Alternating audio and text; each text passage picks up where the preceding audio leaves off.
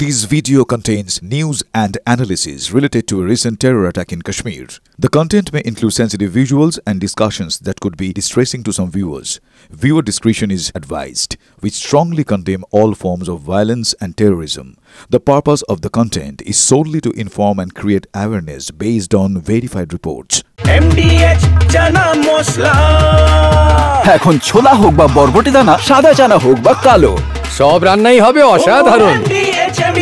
আর আজ শুরুতেই আপনাকে যে ছবিটা দেখাবো, সেই ছবি দেখলে একজন ভারতীয় হিসাবে আপনার গর্ববোধ হবে।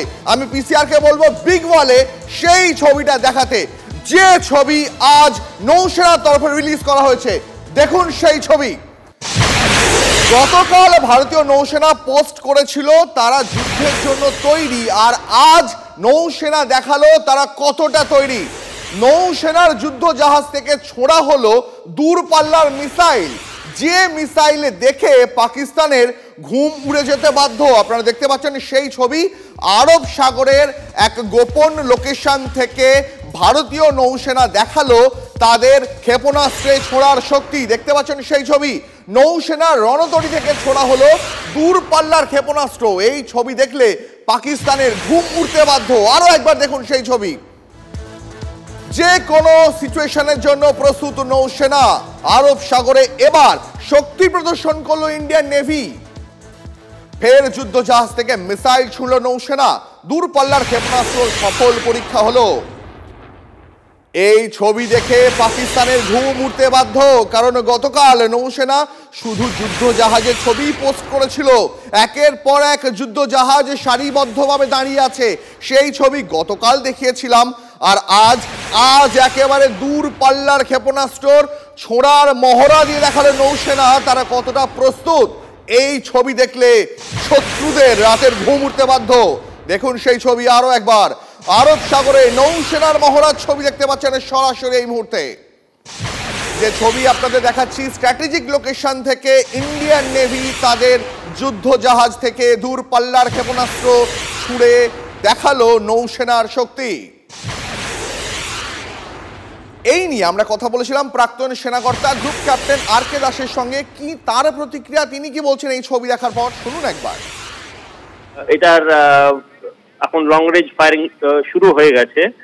এটা একটা মহড়ার মধ্যে হচ্ছে, কিন্তু এই সব জিনিস হচ্ছে ব্যাটল প্রিপারেডনেস, মানে তৈরি হওয়ার, যেরকম নাকি খেলাধুলার আগে একটা খাটা ঘামিয়ে নেওয়া হয়, সিমিলারলি যুদ্ধের আগে যে প্রিপারেশন দরকার থাকে সেই ধরনের প্রিপারেশন এই মুহূর্তে চলছে। তো আরব সাগরে যেই আমাদের নৌসেনা করছে সেটা হচ্ছে প্রায় যুদ্ধের আগে যা প্রিপারেশন দরকার থাকে সেই প্রিপারেশনে চলছে। আরো একবার সেই ছবি দেখাবো আপনাদের। নৌসেনা, ভারতীয় নৌসেনা আরো একবার দেখালো তাদের শক্তি। আরব সাগরের বুকে দাঁড়িয়ে থাকা একের পর এক রণতরী থেকে ছোড়া হলো দূরপাল্লার মিসাইল। আরো একবার আমি বিগ ওয়াল আপনাদের দেখাই সেই ছবিটা। দেখুন আরো একবার সেই ছবি দেখাচ্ছি। এই সেই মিসাইল, দূরপাল্লার ক্ষেপণাস্ত্র ছোড়া হলো। সাধারণত যুদ্ধের সময় যখন শত্রুপক্ষ জলসীমান্তে দাঁড়িয়ে থাকে তখন এই মিসাইল ছোড়া হয়, এটা মহড়া। কিন্তু এই মহড়া পাকিস্তানের ঘুম ওড়াতে বাধ্য, কারণ পাকিস্তান এবং তার সঙ্গে যারা ভারতের বিরুদ্ধে কোনো না কোনো চক্রান্ত করছে, এই ছবি তাদের রাতের ঘুম উড়িয়ে দেবে।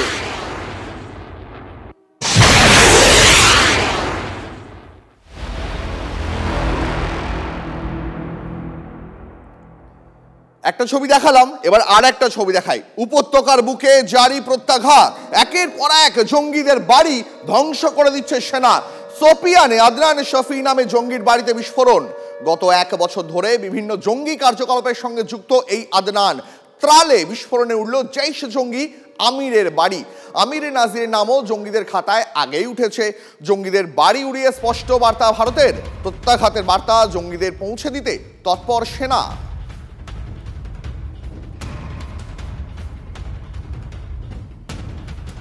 আরেকটা ছবি দেখাই, উত্তর কাশ্মীরের বান্দিপোরা ছবি। সেখানে আরো এক জঙ্গির বাড়ি গুঁড়িয়ে দিল সেনা।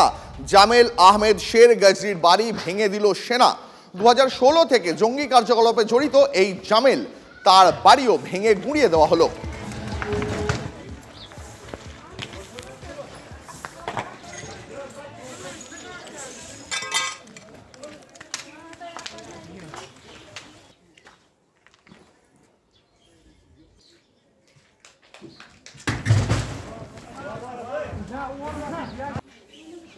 এই মুহূর্তে সরাসরি আমরা নজর রাখবো প্রধানমন্ত্রী নরেন্দ্র মোদীর মন কি বাত অনুষ্ঠানে। दुनिया भर से संवेदनाएं आ रही हैं। मुझे भी ग्लोबल लीडर्स ने फोन किए हैं, पत्र लिखे हैं, संदेश भेजे हैं। इस जघन्य तरीके से किए गए आतंकी हमले की सबने कठोर निंदा की है।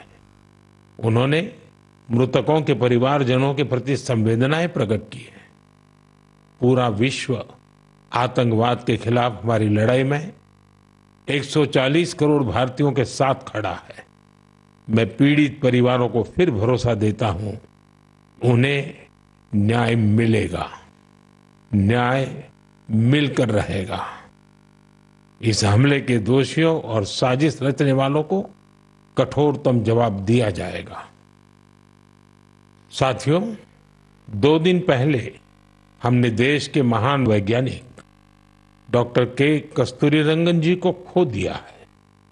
जब भी कस्तूरीरंगन जी से मुलाकात हुई, हम भारत के युवाओं के टैलेंट, आधुनिक शिक्षा, स्पेस साइंस ऐसे विषयों पर काफी चर्चा करते थे। विज्ञान, शिक्षा और भारत के अंतरिक्ष कार्यक्रम को नई ऊंचाई देने में उनके योगदान को हमेशा याद किया जाएगा। उनके नेतृत्व में इसरो को एक नई पहचान मिली। उनके मार्गदर्शन में जो स्पेस प्रोग्राम आगे बढ़े, उससे भारत के प्रयासों को ग्लोबल मान्यता मिली। आज भारत जिन सैटेलाइट्स का उपयोग करता है, उनमें से कई डॉक्टर कस्तूरीरंगन की देखरेख में ही लॉन्च की गई थी। उनके व्यक्तित्व की एक और बात बहुत खास थी, जिससे युवा पीढ़ी उनसे सीख सकती है। उन्होंने हमेशा इनोवेशन को महत्व दिया। कुछ नया सीखने, जानने और नया करने का विजन बहुत प्रेरित करने वाला है। डॉक्टर के कस्तूरीरंगन जी ने देश की नई राष्ट्रीय शिक्षा नीति तैयार करने में भी बहुत बड़ी भूमिका निभाई थी। डॉक्टर कस्तूरीरंगन 21वीं सदी की आधुनिक जरूरतों के मुताबिक फॉरवर्ड लुकिंग एजुकेशन का विचार लेकर आए थे। देश की निस्वार्थ सेवा और राष्ट्र निर्माण में उनके योगदान को हमेशा याद किया जाएगा। मैं डॉक्टर के कस्तूरीरंगन जी को विनम्र भाव से श्रद्धांजलि अर्पित करता हूं। मेरे प्यारे देशवासियों, इसी महीने अप्रैल में आर्यभट्ट सैटेलाइट की लॉन्चिंग के 50 वर्ष पूरे हुए हैं। आज जब हम पीछे मुड़कर देखते हैं, 50 वर्षों की इस यात्रा को याद करते हैं, तो लगता है हमने कितनी लंबी दूरी तय की है। अंतरिक्ष में भारत के सपनों की ये उड़ान एक समय केवल हौसलों से शुरू हुई थी। राष्ट्र के लिए कुछ कर गुजरने का जज्बा पाले कुछ युवा वैज्ञानिक, उनके पास न तो आज जैसे आधुनिक संसाधन थे, न ही दुनिया की टेक्नोलॉजी तक वैसी पहुंच थी। अगर कुछ था तो वो था प्रतिभा, लगन, मेहनत और देश के लिए कुछ करने का जज्बा। এতক্ষণ শোনাচ্ছিলাম আপনাদের প্রধানমন্ত্রী নরেন্দ্র মোদীর মন কি বাত। তিনি কি বলছিলেন, কি বার্তা দিচ্ছিলেন শোনাচ্ছিলাম আপনাদের। কিন্তু যে খবর আমরা নজর রেখেছিলাম, উপত্যকার বুকে সেনা প্রত্যাঘাত জারি রয়েছে। আরও 2 জঙ্গির বাড়ি গুঁড়িয়ে দিল ভারতীয় সেনা। সোপিয়ানে জঙ্গি আদনান শাফির বাড়িতে বিস্ফোরণ, ত্রালে জৈশের জঙ্গি আমিরের বাড়িও উড়িয়ে দেওয়া হলো। সেই সঙ্গে উড়িয়ে দেওয়া হলো আরও এক লস্কর জঙ্গির বাড়ি। আদিল ঠোকারের পর ফারুকের বাড়িও উড়িয়ে দেওয়া হলো। একসঙ্গে সেই সব ছবি দেখাচ্ছি আপনাদের। দেখতে পাচ্ছেন ত্রাল, বিজবেহরা, কুপওয়ারা ছবি। হাসান আলী, শাহিদ আহমেদ, জাকির আহমেদের প্রত্যেকের বাড়ি গুঁড়িয়ে দিল ভারতীয় সেনা। কড়া বার্তা দেওয়া হলো জঙ্গিদের, কাউকে রেয়াত করা হবে না। প্রধানমন্ত্রী নরেন্দ্র মোদীও সেই বার্তা দিয়েছেন, কোনো জঙ্গি ভারতের বুকে আঘাত হানার পর নিশ্চিন্তে থাকতে পারবেন না।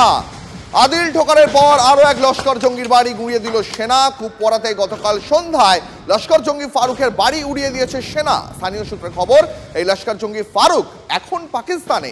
প্রত্যাঘাতের বার্তা জঙ্গিদের কানে পৌঁছে দিতে তৎপর ভারতীয় সেনা। সেই ছবি দেখতে পাচ্ছেন আপনারা। একের পর এক জঙ্গিদের বাড়ি উড়িয়ে দেওয়া হলো। উপত্যকার বুকে প্রত্যাঘাত জারি, আরও এক জঙ্গির বাড়ি গুঁড়িয়ে দিল ভারতীয় সেনা।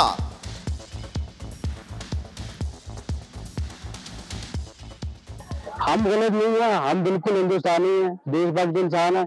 हमारा कोई भी इन टेररिस्ट सिस्टम से कोई लेना देना नहीं है। हमारी तरफ से जो टेररिस्ट है वो पाकिस्तान में हो या उधर हो, उसको जहां मिले ढूंढ के मारो। लेकिन ये जो मसला किया ये इन्होंने वारदात की, ये हमारे साथ हुई है। ये जो भी जलाया गया ये हमारी प्रॉपर्टी जलाई है, ये उसकी फारूक की नहीं जलाई। ये मेरे फादर का मकान था, इसमें कुछ भी जो भी कुछ था वो हमारा था।